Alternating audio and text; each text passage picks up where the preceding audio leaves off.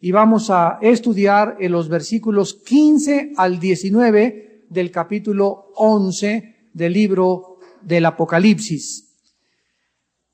Después de 3 días y medio, versículo 15, el séptimo ángel tocó la trompeta y hubo grandes voces en el cielo que decían: los reinos del mundo han venido a ser de nuestro Señor y de su Cristo, y Él reinará por los siglos de los siglos.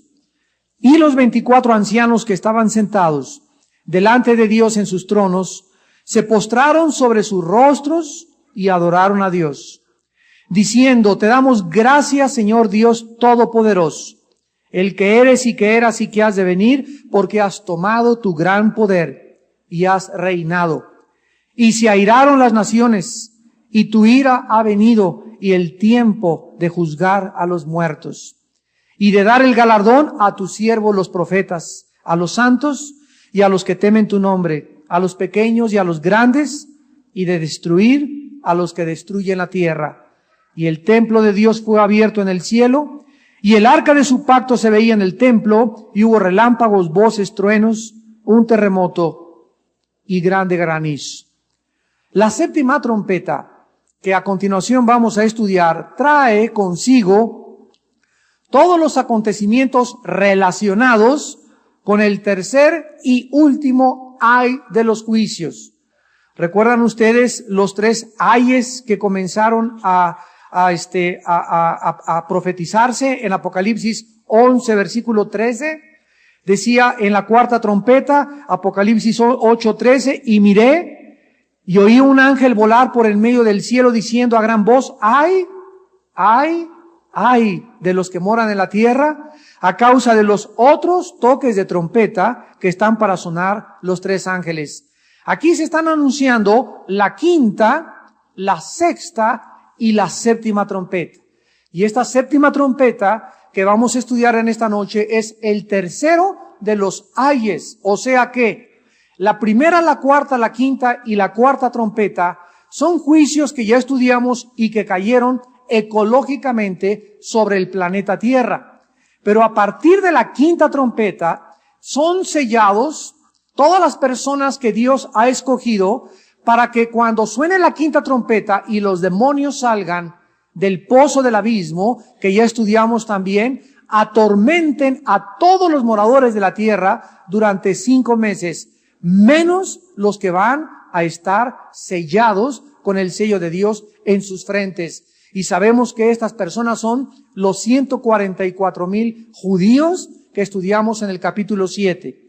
A la sexta trompeta se desatan 4 ángeles que están atados. ¿Dónde? En el país donde se centra ahorita la atención mundial, en Irak. Ahí están atados, de acuerdo a la Biblia, los 4 ángeles más poderosos, 4 principados de Satanás, que van a ser desatados y van a dirigir a un ejército de 200 millones de demonios para venirse contra todos los habitantes de este planeta y contra los gobernantes de la tierra.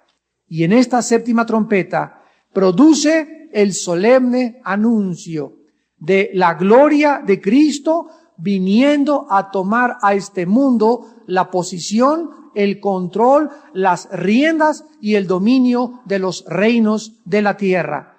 La segunda venida de Cristo vendrá acompañada con los 7 juicios de las últimas copas, las cuales van a consumar totalmente la ira de Dios. Veamos a continuación el versículo 15 para comenzar nuestro estudio de Apocalipsis 11, y dice así: el séptimo ángel tocó la trompeta y hubo grandes voces en el cielo que decían: los reinos del mundo han venido a ser de nuestro Señor y de su Cristo, y Él reinará por los siglos de los siglos.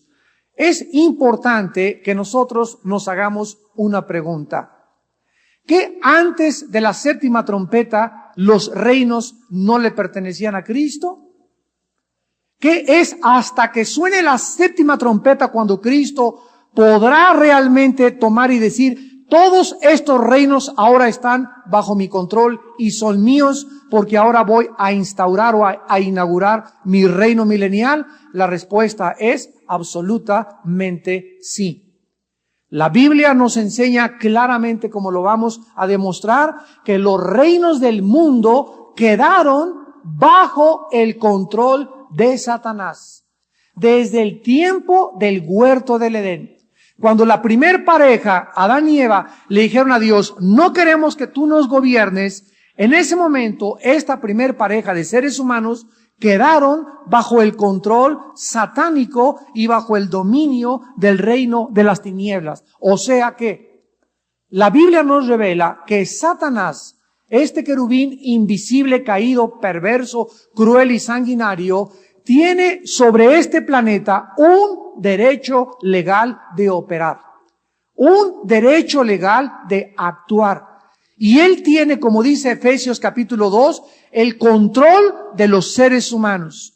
Dice la Biblia que seguíamos la corriente de este mundo y del príncipe de la potestad del aire. La Biblia dice en Juan capítulo 12:31, Juan 12:31, que cuando Cristo se refirió a Satanás, escuchen el título que Cristo le da a Satanás. Ahora, Juan 12:31 dice, es el juicio de este mundo. Ahora, el príncipe de este mundo será echado fuera. Vemos que Cristo le llama a Satanás el príncipe. ¿Quién es un príncipe? El que sigue a un rey. Entonces vemos que Satanás cayó como rey, tal vez en el mundo preadámico, el mundo que existió antes de este mundo, y hemos estudiado esta serie del mundo preadámico, de qué forma los demonios habitaron este mundo antes que nosotros, y Satanás era su rey, fueron juzgados con una gran inundación, Génesis versículo 2, la tierra es restaurada totalmente, y Satanás ya no queda como el rey, sino como el príncipe de este mundo. ¿Y quiénes son sus subalternos? Los principados y los demonios, los ángeles caídos y los demonios. Entonces la Biblia nos muestra claramente que Satanás tiene el control y los reinos de este mundo. Veamos en Mateo capítulo 4 de qué forma esta verdad es desarrollada, afirmada por el mismo Hijo de Dios. Satanás lleva a Cristo, Mateo 4, versículos 8 y 9, a un monte muy alto. Y le muestra todos, ¿qué cosa? Los reinos del mundo. Es la misma frase que encontramos en este momento en Apocalipsis 11, versículo 15. El Señor Jesucristo viene a tomar los reinos del mundo. Y aquí dice, el diablo le mostró todos los reinos del mundo. Y la gloria de ellos, y escuchen lo que Satanás le dice a Jesucristo. Todo esto te daré si postrado me adorares. Cristo no lo refuta, Cristo no lo niega, Cristo solamente se concreta decirle, tú no tienes absolutamente parte ni derecho en nada, Satanás, porque está escrito, a tu Dios adorarás y a Él solo servirás. O sea que Satanás le muestra a Cristo los gobernantes, la gloria, todo lo que hay, la vanagloria de la vida, el dinero, la fama, y le dice, todo esto te lo doy, solamente híncate y adórame. Cristo sabía perfectamente bien que no era el tiempo en su primer venida de aceptar todas estas cosas, y la gente también se equivocó en los tiempos de Cristo. Cuando entró en Jerusalén, Hosana, le comenzaron a gritar, el que viene en el nombre del Hijo de David, y la gente lo quería hacer rey. Y Cristo se dio cuenta que el mensaje que él había predicado por 3 años, la mayor parte de la gente no lo había entendido. Y ellos creían que el Mesías, como las profecías hebreas anunciaban, vendría el Mesías, creían que los vendría a librar del yugo del Imperio Romano. Entonces, cuando Cristo entra a Jerusalén y se monta en un borrico y entra en un borrico y le comienzan a gritar Hosana el que viene en el nombre de David, se baja del borrico Jesucristo y ve a Jerusalén y comienza a llorar. Y entonces salen de la boca de Jesucristo estas palabras: Jerusalén, Jerusalén, que matas a los profetas. ¿Cuántas veces quise juntar como la gallina junta a sus polluelos y tú no quisiste? Y Jesucristo hace una profecía: desde este momento tu casa te queda desierta. O sea, desde ese momento, cuando el pueblo judío le rechazó como el Mesías espiritual, porque querían un rey físico, Cristo les profetiza que Jerusalén quedaría desierto. Y desde ese entonces hasta nuestros días, son muy pocos los judíos que se están convirtiendo y aceptando a Cristo como el Mesías. Entonces vemos que Satanás es el que tiene el control de estos reinos. En 1 de Juan 5:19, el apóstol dice, el mundo entero está bajo el maligno. El Apocalipsis capítulo 12, versículo 9, la Biblia dice, y fue lanzado fuera el gran dragón, la serpiente antigua, que se llama Diablo y Satanás, el cual engaña al mundo entero. Fue arrojado a la tierra y sus ángeles fueron arrojados con él. La Biblia, pues, enseña, nos revela y nos muestra que Satanás actualmente, ahorita, en el siglo XXI, tiene el control de los gobiernos. Tiene el control de las personas. Tiene el control de las diversiones. Tiene el control de Hollywood. Tiene el control de los artistas. Tiene el control de las pinturas, de las artes. Tiene el control absoluto de todo a nuestro alrededor. Satanás no tiene el control. El único control que no tiene Satanás es sobre el pueblo de Dios.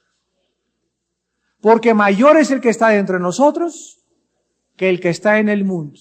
Pero cuando un cristiano se sale del reino de luz y de la santidad y comienza a permitir el pecado en su vida, el cristiano regresa, como dice Efesios 2, del 2 al 4, regresa a ser energetizado, controlado y dirigido otra vez por Satanás.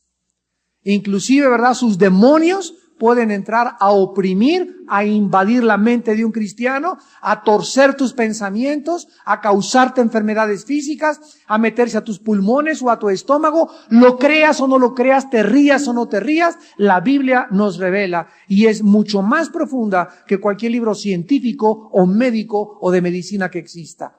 Lo que los psicólogos no entienden como paranoia, esquizofrenia, psicosis, manías depresivas, etcétera, etcétera, y que consideran que son problemas mentales, el 90% de ellos, la Biblia nos habla, son obras de espíritus malignos operando en los seres humanos. Vemos pues que aun cuando Dios dispersó a la humanidad en la Torre de Babel y se formaron diferentes naciones, Satanás las gobierna a todas las naciones y se le llama en la Biblia un solo reino. El reino de Satanás. Todas las diversas naciones, política, social, cultural, lingüística y religiosamente, son en realidad un solo reinado y su rey es Satanás. Así lo revela la Biblia. Ahora regresamos a Apocalipsis 11. Y vemos pues que es hasta la séptima trompeta cuando Cristo hace a un lado a Satanás. Y dice la Biblia, los reinos del mundo han venido a ser de nuestro Señor y de su Cristo. Antes de pasar más adelante, aclaremos algo. ¿Qué fue entonces en realidad lo que sucedió en la cruz del Calvario? ¿Qué fue lo que realmente sucedió cuando las potestades para que atados y para que fueran desenergetizados en cuanto a su influencia al pueblo de Dios? ¿Qué es lo que significa en Hebreos 2, 14 y 15 cuando dice que por cuanto los hijos participaron de carne y de sangre, Él participó también de lo mismo para destruir por medio de la muerte al que tenía el imperio de la muerte, esto es al diablo, y librar a todos los que estaban sujetos a servidumbre por el temor al diablo para que fueran hechos libres en el nombre de Jesús? Muy bien, Cristo en la cruz del Calvario le exhibió a Satanás y le quitó su poder sobre su pueblo, sobre nosotros los cristianos. La Biblia profetizaba en Génesis 3:15 que la semilla de la mujer heriría en la cabeza a Satanás. Y tú sabes que cuando a una serpiente le pegas en el cuerpo o le pegas en la cola, no le haces nada, porque sigue la serpiente viviendo. o caminando. La única parte vulnerable de una serpiente es la cabeza. Entonces, Cristo en la cruz del Calvario no le asestó a Satanás el golpe en la cabeza, por lo cual él continúa, sigue viviendo y coleando. Está vivito y coleando. ¿Cómo lo sabemos? Porque la Biblia nos dice en Efesios 6 que nos pongamos una armadura a los cristianos. Ya siendo lavados por la sangre de Cristo, ya siendo redimidos por la sangre del Cordero, se nos manda ponernos una armadura. ¿Con qué propósito? Para resistir los dardos de fuego de Satanás. Vemos que cuando el Espíritu Santo cayó en Pentecostés, una pareja llamada Ananías y Zafira robaron a Dios de sus diezmos. E inmediatamente Pedro le dice a Ananías, ¿por qué llenó Satanás tu corazón? ¿Qué es el corazón en la Biblia? Es el centro de las emociones, de los sentimientos emociones, sentimientos de la voluntad y del intelecto. Satanás, los demonios pueden llenar en un cristiano. Ananías era cristiano. Ananías y Zafira eran cristianos. Si no hubieran sido cristianos, Dios no disciplina a los que no son cristianos. Ni hubieran sido usados como un ejemplo para el pueblo de Dios. Y uno no cristiano no le roba a Dios. Uno no cristiano vive robándole a Dios. Pero Dios disciplina a sus hijos y disciplinó a Ananías y Zafira. Y vemos que es el primer caso de invasión demoníaca sobre cristianos en el Nuevo Testamento. A mí me ha preguntado, ¿dónde está en la Biblia que los demonios se meten en los cristianos? Pues léela otra vez. Estúdiala más profundamente. Y tenemos muchos ejemplos más. La iglesia de Gálatas estaba invadida de demonios. En Gálatas 5:1 les dice Pablo, ¿quién los fascinó para oír otra doctrina? Esa palabra fascinar del griego es hechizar. Los demonios siguen ejerciendo, las iglesias siguen recibiendo hechizos, siguen influencias de demonios. Dice 1 Timoteo 4:1, en los últimos tiempos muchos apostatarán de la fe escuchando a doctrinas de demonios. Dice en 1 Corintios capítulo 11, si recibís otro espíritu que no sea el de Cristo, u otro Jesús que no sea el de Jesús, sois anatemas. Había la posibilidad en la iglesia de Corinto que los cristianos recibieran otro espíritu que no fuera el de Dios. Entonces vemos, hay tantos ejemplos que la Biblia nos muestra del peligro de un cristiano que no tiene puesta la armadura.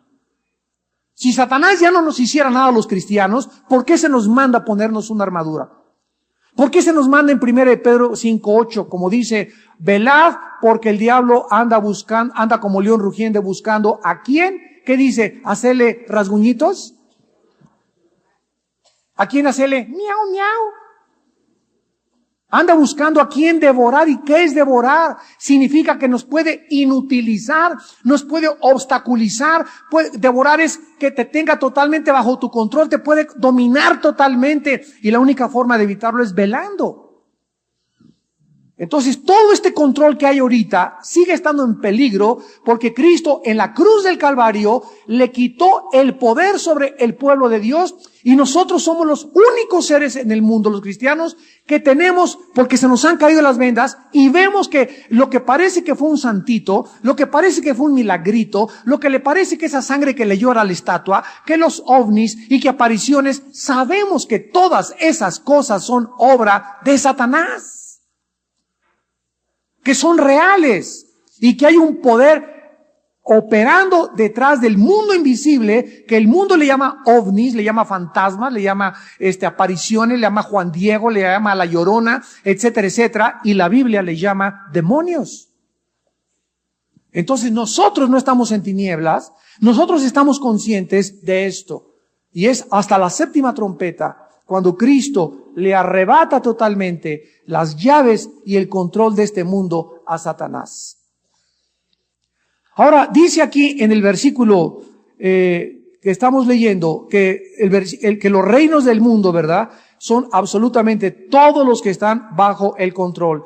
Y dice, han venido a ser de nuestro Señor y de su Cristo el establecimiento del reino de Dios sobre este planeta es un hecho tal como se profetizó por los profetas hebreos en el Antiguo Testamento. ¿Cuál es la esperanza de los cristianos? ¿Cuál es el objetivo de los cristianos? De ser buenos, de ser santos, de portarse bien, de conocer a Dios, de saber profundamente en nuestra alma que viene pronto un mundo donde no va a haber corrupción, no va a haber latrocinios, no va a haber secuestros, ni homosexualismo, ni asaltos, ni muerte, ni sufrimiento, ni cánceres, ni enfermedades, ni nada. Y si no tuviéramos esta esperanza, pues vivamos entonces para esta vida nada más. Como dice en 1 Corintios el apóstol Pablo, capítulo 15, si mañana moriremos, bebamos y comamos. ¿Para qué le soy fiel a mi esposa? Si en este mundo el que no tranza no avanza. ¿Para qué soy honrado en mi trabajo? ¿Para qué mantengo mi integridad? ¿Por qué trato honradamente de hacer dinero y con tantos años cuando puedo asaltar un banco, puedo secuestrar y puedo tener dinero fácilmente o vender droga? ¿Por qué no hago esas cosas? Porque tengo el temor de Dios. Y porque sé que se paga en esta vida y se paga en la otra. Y porque sé que el mal está ya derrotado. Y mientras todo esto acaba, tenemos nosotros, como dice la Biblia, estar firmes y constantes, sabiendo que nuestro trabajo en el Señor no es en vano. Ahora, si tú tienes realmente esta esperanza, vives precisamente con ese temor de Dios en tu corazón. Dice la Biblia en Apocalipsis 21, cuidado que no os embriaguen y se llene vuestro corazón de glotonería y os sorprenda la venida de Cristo como ladrón en la noche. Porque entonces Dios tomará a ese siervo y le llama hipócrita e infiel. Y ahí lo echará en las tinieblas y allí será el lloro y el crujir de dientes. O sea, cuando venga Cristo, que en cualquier momento puede caer, ¿verdad? Inmediatamente los que estén y que se decían cristianos, que venían aquí el martes, venían a su iglesia, etcétera, etcétera, y son sorprendidos por la venida de Cristo, lo lamentarán. Dice en 1 Juan que serán avergonzados. Y dice en 1 Juan 3:3 que el que tiene esta esperanza se purifica a sí mismo. La única forma de demostrar realmente, amados, que somos hijos de Dios es purificándonos. Vayamos al libro de Daniel, capítulo 2, en el Antiguo Testamento, y veamos que en la visión, o el sueño que tuvo el rey Nabucodonosor, y que el profeta Daniel le interpreta, ya vimos que tenía la cabeza de oro, los pechos y los brazos de plata, el vientre de bronce, las piernas de hierro, y las pies de la estatua era una mezcla de hierro con barro. Y estos 10 dedos de la estatua simbolizan la última forma de gobierno mundial, como ya también lo hemos estudiado. Y miren lo que dice en Daniel 2, versículo 35. Entonces fueron desmenuzados también el hierro, el barro cocido, el bronce, la plata y el oro, y fueron como tamo de las eras del verano. Y se los llevó el viento sin que de ellos quedara rastro alguno. Mas la piedra, o sea, la piedra es Cristo, que hirió a la imagen, fue hecha un gran monte que llenó toda la tierra. Versículo 44. Y en los días de estos reyes, el Dios del cielo levantará un reino que no será jamás destruido, ni será el reino dejado a otro pueblo. Desmenuzará y consumirá a todos estos reinos, pero él permanecerá para siempre. En Daniel capítulo 7, versículo 14, y le fue dado dominio, gloria y reino, para que todos los pueblos, naciones y lenguas le sirvieran. Su dominio es dominio eterno, que nunca pasará, y su reino uno que no será destruido. Y el versículo 27, y que el reino y el dominio y la majestad de los reinos debajo de todo el cielo se ha dado al pueblo de los santos del Altísimo, cuyo reino es reino eterno, y todos los dominios le servirán y obedecerán. En este último versículo de Daniel 7:27, quiero que observen la palabra reino en singular y la palabra reinos en plural. ¿Ya lo observaron? Y que el reino singular, el reino es el que está hasta arriba, singular. El reino es el del Padre y el Hijo, es el reino de Dios. Y que el reino, el dominio y la majestad de los reinos debajo de todo el cielo, o sea, en el futuro habrá un reino y muchos reinos abajo. Y la Biblia nos enseña que somos los seres humanos, los redimidos de Jehová, no los ángeles, no los serafines, no los querubines. Vamos a ser nosotros los que tengamos el gobierno y el dominio de los reinos del universo de Dios. Y las posiciones que cada uno de nosotros vamos a tener en la otra vida estarán directamente relacionadas con la fidelidad que mostraste mientras estabas en este cuerpo. Veamos esta verdad en la segunda carta a los Corintios, capítulo 5, versículo 10. Dice el apóstol Pablo en 2 Corintios 5, versículo 10. Porque es necesario que todos nosotros comparezcamos ante el tribunal de Cristo, para que cada uno reciba lo que haya hecho mientras estaba en el cuerpo, sea bueno o sea malo. En la otra vida, todos vamos a recibir lo que hicimos cuando, mientras estábamos dentro de este envase, dentro de esta casa, dentro de esta botella que la Biblia le llama el cuerpo físico.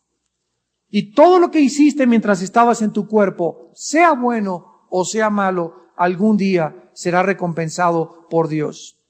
Cristo les enseñó en Mateo 6:10 a los discípulos a que oraran y dijeran, venga tu reino. Así acaba el Padre Nuestro, venga tu reino. Y esta petición tendrá su cumplimiento en la séptima trompeta. El reino del Mesías no terminará cuando su aspecto terrenal termine, o sea, acabándose los 1000 años, el reino del Mesías no va a acabar, sino que continuará, como lo acabamos de leer, eternamente. Regresamos a Apocalipsis 11 y dice el versículo 16 al 18. Que en cuanto se anuncia la venida de Cristo a tomar control de los reinos de este planeta, los 24 ancianos, ya hemos estudiado que es el consejo de la sabiduría de Dios alrededor de su trono, el consejo de Dios, el Sanedrín de Dios en el cielo, que controla a los ángeles y los asuntos espirituales del universo. Estos seres que estaban sentados cayeron sobre sus rostros y adoraron a Dios y le dijeron, te damos gracias, Señor Dios Todopoderoso, el que eres y que eras y que has de venir, porque has tomado tu gran poder y has reinado. Y se airaron las naciones y tu ira ha venido, y el tiempo de juzgar a los muertos y de dar el galardón a tus siervos los profetas, a los santos y a los que temen tu nombre, a los pequeños y a los grandes, y de destruir a los que destruyen la tierra. Estos seres celestiales comienzan diciéndole, te damos gracias. Esta expresión tiene que ver básicamente con la inauguración del reino y la victoria final de Dios sobre sus enemigos. O sea, Señor, gracias porque por fin la maldad llegó a su fin. Si nosotros creemos que Dios no tiene el poder para acabar con el diablo y con la maldad, como muchos dicen, oiga, si Dios es todopoderoso, ¿por qué no acaba con el diablo de una vez? Una vez una persona me hizo esta pregunta y le contesté, dale gracias a Dios, que Dios no ha acabado con la maldad porque comenzaría contigo. Entonces dale gracias a Dios en esta noche que Dios no ha hecho eso, porque si lo hubiera hecho tú no tendrías oportunidad del perdón de tus pecados y la vida eterna. Dice en 2 de Pedro capítulo 3 que Dios es paciente, esperando que la mayor parte de las personas se salven y se procedan a arrepentirse. Entonces, esta es una de las razones por las cuales Dios no ha acabado con todo como lo podría hacer. Pero la Biblia nos dice que el hecho de que Dios no haya acabado con la maldad no significa que no viene un tiempo futuro cuando Dios terminará con la maldad. Y esto será en la séptima trompeta.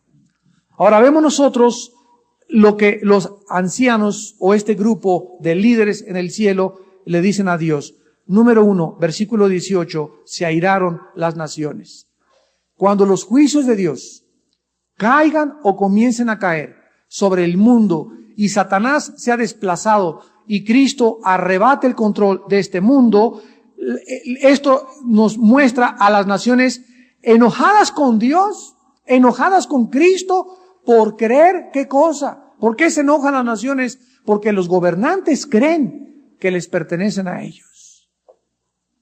Los gobernantes creen que se pueden reunir en un sínodo o en un lugar que se llama la Organización de las Naciones Unidas, y creen los gobernantes de Francia, de Inglaterra, de México, de Estados Unidos, que ellos pueden con su sabiduría, con los conocimientos de economía, con los conocimientos de sociología, con los conocimientos de psicología, ordenar, arreglar y resolver los problemas del mundo. Es un retrato del Salmo 2, donde dice, ¿por qué se amotinan las gentes y los pueblos piensan cosas vanas? Así comienza el Salmo 2.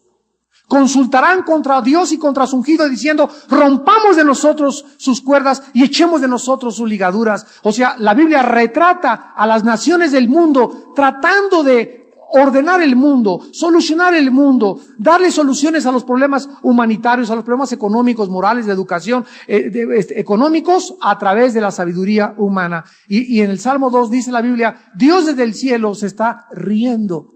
Dios los ve como chinches, dice en Isaías 40, que las naciones son como la gota de un cubo de una cubeta que cae. Como una gotita de una cubeta que cae, así son todas las naciones delante de Dios. En Job 12:24 dice la Biblia que Él hace errar a los gobernantes de la tierra y les quita el juicio.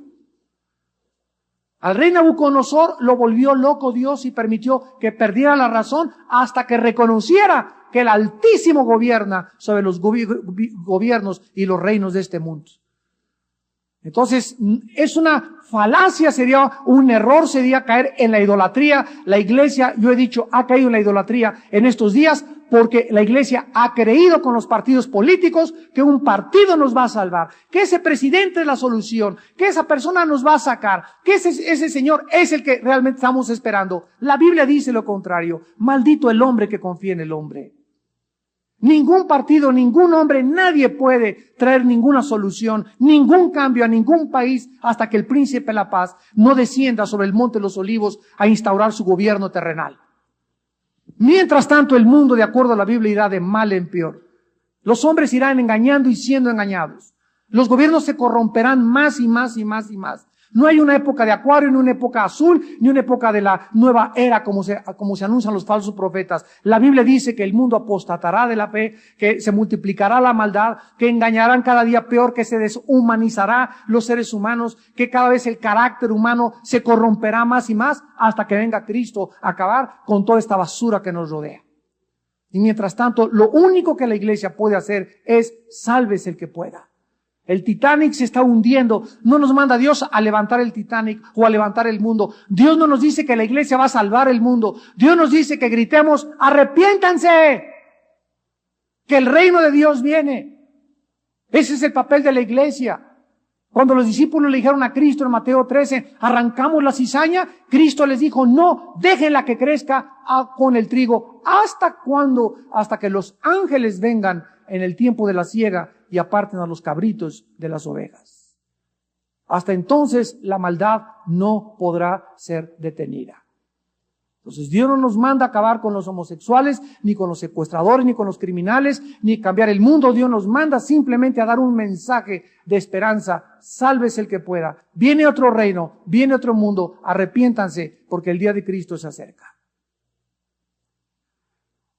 En segundo lugar dice la Biblia, y la ira de Dios ha venido. Frente a la ira egoísta e irracional de las naciones, está la ira santa y justa de Dios. Esta ira de Dios había sido detenida, como vimos ya. Dios está esperando que se arrepientan y que se arrepientan. Ha sido detenida hasta que los seres humanos lleguen a un punto donde Dios dice, basta. Con tu vida, con la vida de cualquiera que nos ha visto por la televisión, Dios tiene un tiempo cuando dice, Juan Pérez, hasta acá llegaste. Familia fulana de tal, hasta acá llegaron. Nación fulana de tal, hasta acá llegaron. Como lo hemos visto en la mayor parte de las naciones de Europa. La mayor parte de las naciones de Europa han sido abandonadas por Dios. Tuvieron su época de la Reforma, tuvieron su época de avivamiento, tuvieron su época de la predicación, tuvieron su Juan Calvino, su Juan Hus, tuvieron sus John Wesley, su George Whitefield, su Charles Spurgeon, tuvieron en la India tuvieron, ¿verdad?, su todos estos grandes hombres que se levantaron y dieron sus vidas por ellos, y sin embargo rechazaron el evangelio, y Cristo dice basta. Y a México le ha llegado el tiempo del arrepentimiento en estos días. Nunca, como en la historia, en los últimos 20 años, jamás se había predicado el evangelio en la televisión y en el radio como se está escuchando actualmente en la República Mexicana. Nunca en la historia. Tenemos 110 años. Estamos en diciembre del 2003. Tenemos 110 o 115 años que el evangelio llegó. Y tenemos menos de 30 años que el evangelio está alcanzando las clases medias altas en la República Mexicana. Por primera vez en la historia, y si ustedes no se han dado cuenta, es porque están demasiado ciegos. Pero es el tiempo de México. Como lo podemos ver. Como podemos ver por qué Dios nos bendice, por qué está permitiendo esta propagación de los medios de comunicación, por qué nos ha mandado a 4 continentes, por qué está levantando maestros de la palabra, pero al mismo tiempo que Dios está haciendo eso, sabemos que está el diablo enviando también a su grupo de evangelistas satánicos. Nunca la iglesia había sido tan infiltrada por falsos profetas, por falsos maestros. Nunca había habido tantas herejías que se predican en las iglesias cristianas, en los púlpitos cristianos, como se están predicando en el siglo XXI.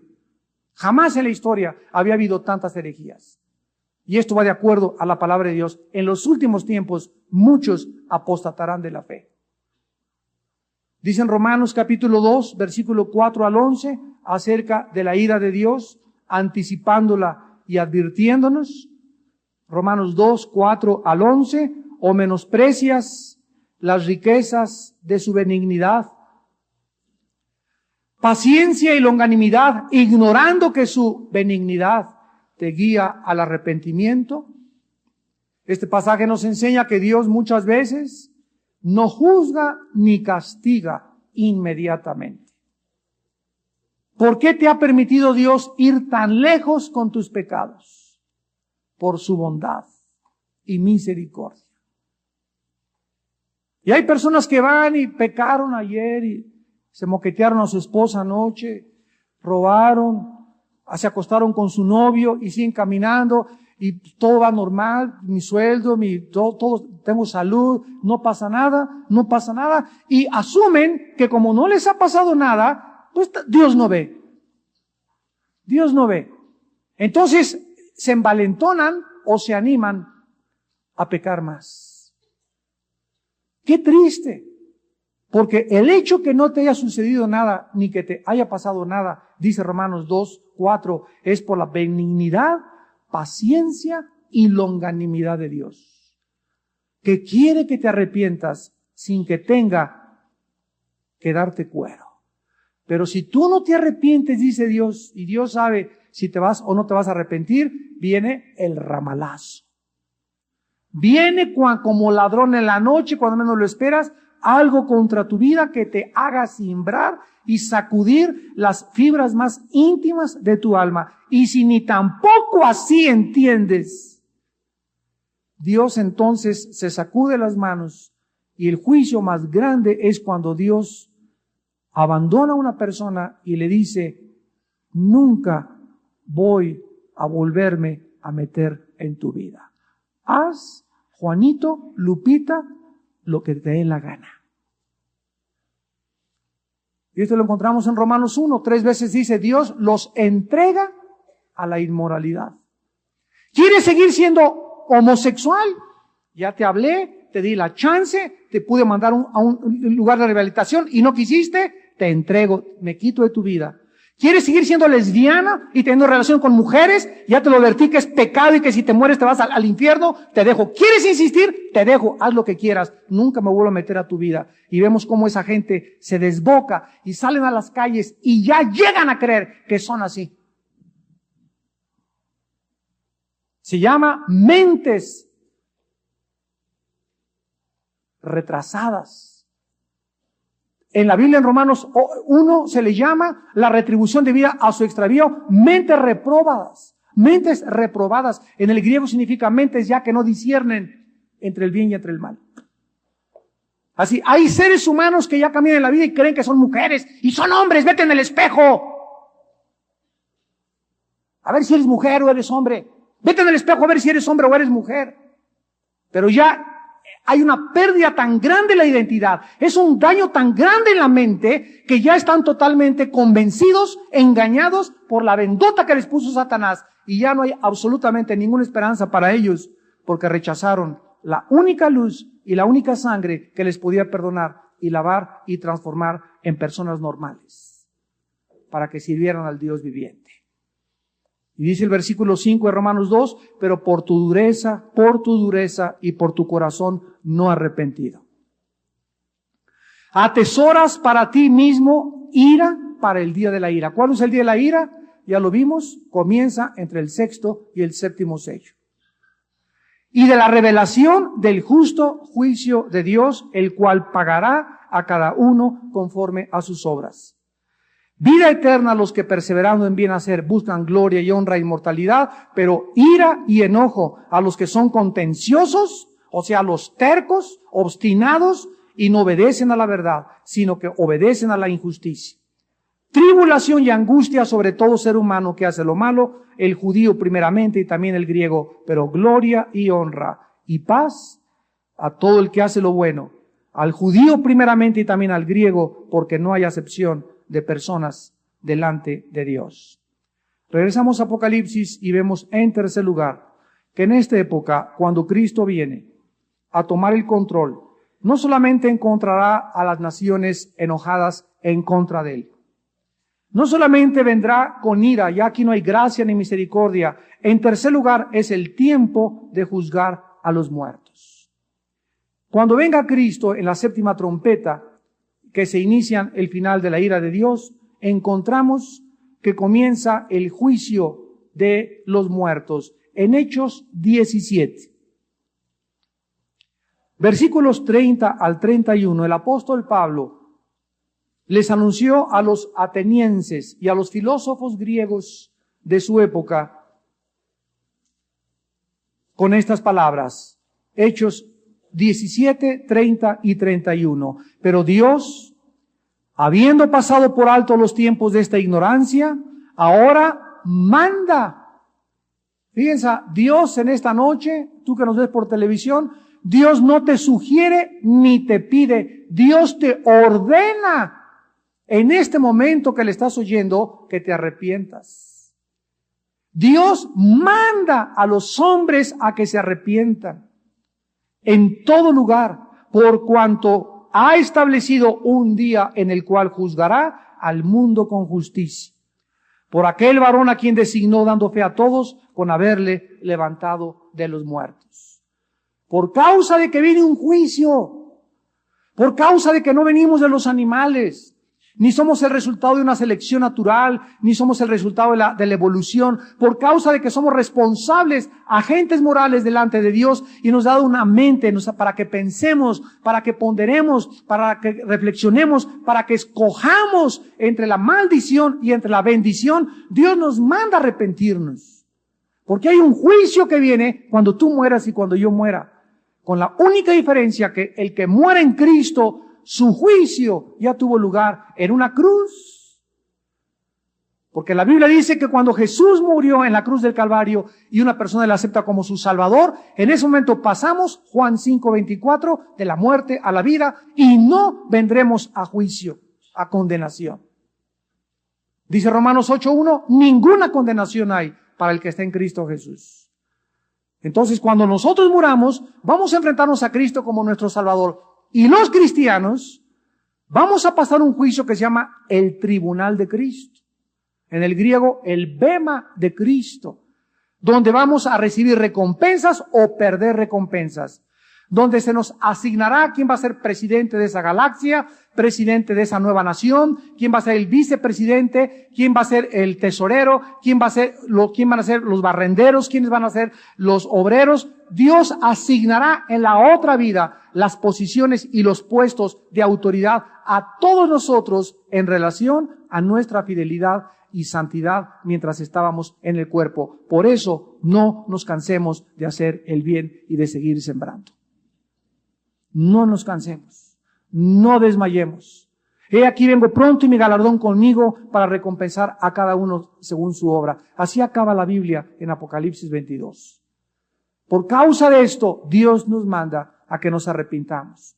Vean ustedes este juicio en Apocalipsis 20, al cual se van a enfrentar no los cristianos, sino los no cristianos. Se llama el juicio del gran trono blanco. Y la Biblia nos da muchos detalles de lo que va a pasar en ese juicio. Apocalipsis 20, versículo 11 al 15. En este juicio, repito, es cuando resucitan los muertos, los no creyentes, para presentarse, y dice Juan, vi un gran trono blanco, y al que estaba sentado en él, de delante del cual huyeron la tierra y el cielo, y ningún lugar se encontró para ellos. Vemos que este juicio se llevará a cabo cuando vengan los cielos y la tierra nuevos. Y vi a los muertos, versículo 12, grandes y pequeños de pie ante Dios. Este grande y pequeño significa los altos y los chaparritos. Significa los grandes, los reyes, los príncipes, los presidentes, los gobernantes, los que fueron premios Nobel o que adquirieron grandes, y los más pequeños, humildes, indígenas, seres humanos marginados, tanto los pobres como los ricos, ahí no habrá distinción, serán juzgados delante de Dios. Es interesante que dice la Biblia que estaban de pie. De pie. Parados todos los muertos. ¿Por qué no estaba nadie? Señor, ahora sí, Señor. Ay, te pido que me perdones, Señor. Ay, sí, sí, es cierto, ay, chirrión. Es cierto, Dios mío. Damas y caballeros, en el juicio del gran trono blanco, nadie va a estar de rodillas, porque en ese juicio se acabó la misericordia y la gracia. Nadie ahí tendrá otra oportunidad, como dice la falsamente teoría de la reencarnación, que después de muertos habrá otra oportunidad y regresarás en un toro, en una vaca, en un chivo, en el chupacabras, etcétera, etcétera. Después de muerto, dice Hebreos 9:27, está establecido a los hombres que mueran una sola vez, y cuando tú mueras y cuando yo muera, no hay, de acuerdo a la Biblia, otra oportunidad. Por eso están de pie.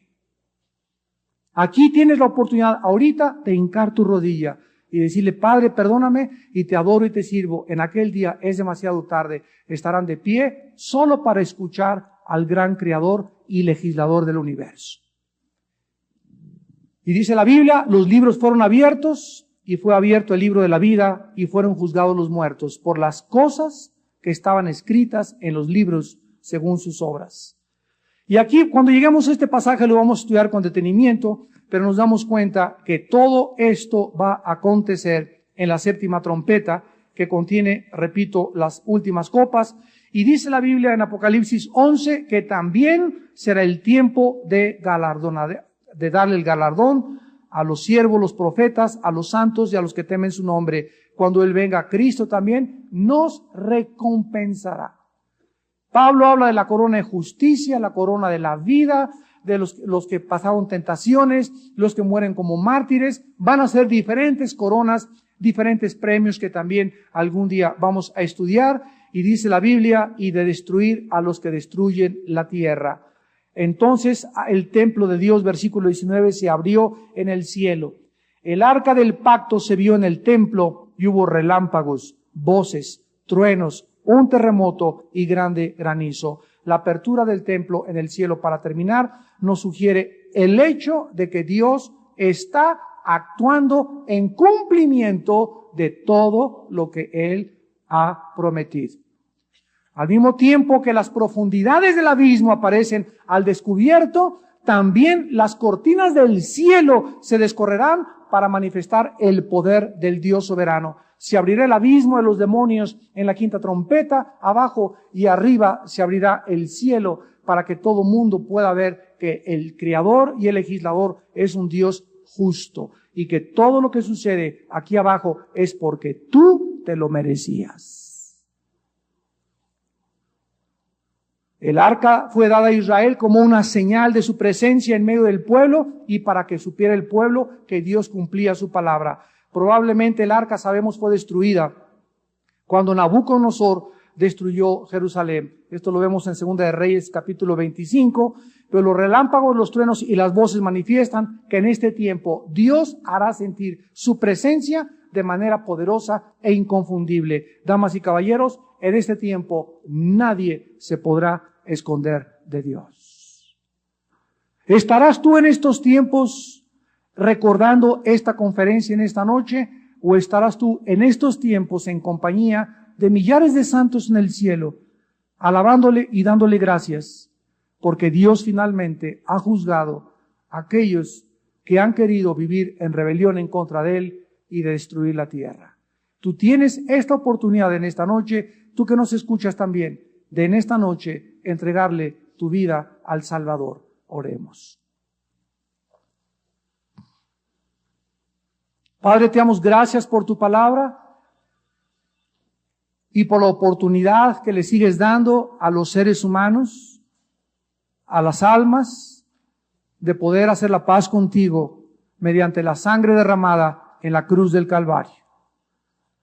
En esta noche, ahí desde tu lugar, si tú quieres venir a la cruz y pedirle perdón a Dios por tus pecados, dile: Padre mío y Señor mío, me arrepiento de mi vida. Reconozco que soy pecador, que mi vida te ha ofendido y que yo no puedo hacer nada por salvarme ni cambiar mi manera de vivir. Creo que tu Hijo Jesucristo en la cruz pagó en mi lugar con su sangre y te pido, Jesús, que en este instante entres a mi corazón. Como mi Señor y mi Salvador te recibo. Lávame y perdóname de mis pecados, porque quiero en aquel día, el día de mi muerte, estar en paz contigo y saber que esta vida que tú me has dado la he aprovechado para conocerte, para vivir y hacer tu voluntad y para ayudarme a vivir en santidad, porque sin santidad nadie verá a Dios. Gracias, Señor, en esta noche por tu palabra y por mostrarme el futuro en tu Biblia, para que yo pueda tener tu temor en mi corazón y saber que soy responsable de mi vida y de lo que en esta noche yo haya escogido. Escojo pues en esta noche la vida eterna y a Jesucristo como mi Salvador. En el nombre de quien te lo pido y te doy las gracias. Amén. Amén.